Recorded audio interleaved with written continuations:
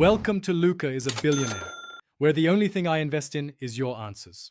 You start by confirming prerequisites: GPU jungle unlocked, stealth module fitted, and at least 3 energy cells collected. Once done, position yourself at the southern ridge marker and cloak briefly to scout. Move to the rusted antenna and input the calibration chip sequence.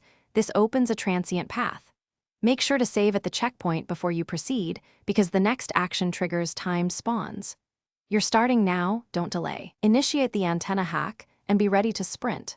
Once you've triggered the antenna, follow the emergent signal trail for roughly 45 seconds. This sequence wires the hidden node.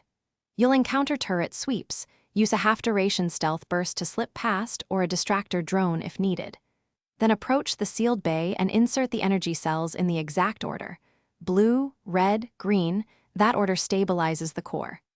Make sure to monitor the signal LEDs. If they blink rapidly, pause and resync the chip timing before continuing. You finish by flipping the core switch and listening for the 6-second confirmation chime. That chime means the bot release sequence has started.